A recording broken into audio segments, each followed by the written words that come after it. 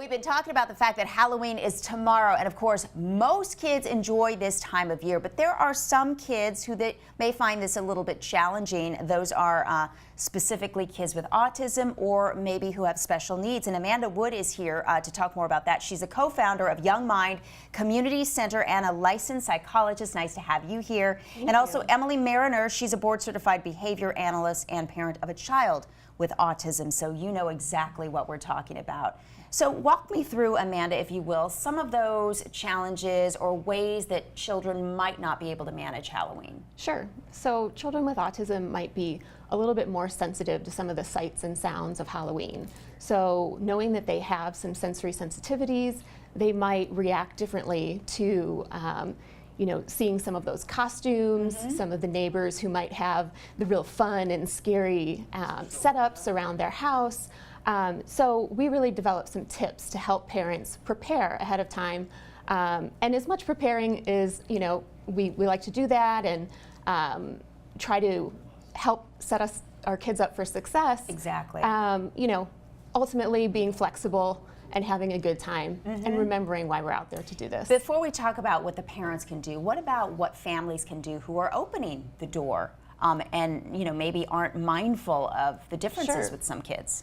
Right. So if you have the opportunity to talk with your neighbors, that's always a great place to start. So we were just talking in the green room, and it sounds like there are great communities where you have the opportunity to prepare and know, okay, we have some kids with autism in this neighborhood, and so we might want to tone down what happens for these particular families who are coming door to door.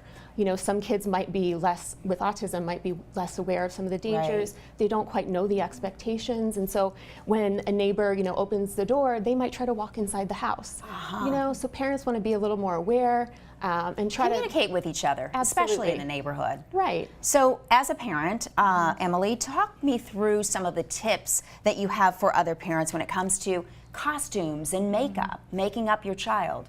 So one of the important things is making sure the child is obviously safe but also comfortable. And so for instance, we live in Phoenix, so it's pretty hot typically during Halloween, and masks can be really uncomfortable, and so one of the ideas is to use makeup. And the other idea would be for wigs. So my daughter, again, she's a 2-year-old with autism, and I know she loves Princess Poppy, but I know she's not going to wear a wig. They're itchy, they're hot, same thing, they're uncomfortable. So I had a headband made with the poppy hair, so she can use the headband instead. So she still gets that feeling, but you're also, catering to what makes her feel better. Right, she's gonna be more comfortable, so you can use headbands instead of wigs, and making them feel more comfortable with their costume. And you also believe in flexibility and preparing in advance, and that is, she may not like that after a couple of minutes, right? Right, and that's the same thing. If she doesn't want to wear it, then she doesn't have to wear it. I'm not going to make her. I want to have fun on Halloween. Right. And so the other thing is we've been practicing wearing. So practicing is a really important piece of it. And so we created a social story at our co-op, and so it's something I've sat down with her and we do at the co-op with our students, and we read the social story and we go through what you can expect during Halloween. And so you say trick or treat when you answer the door, you say thank you when you get candy, and sort of setting up that expectation. And then after that, a really important piece of it is to practice. And so again, we'll take our students through the hallways and from classroom to classroom so they can practice what it's like to knock on the door, say trick or treat, and get the candy and say thank you.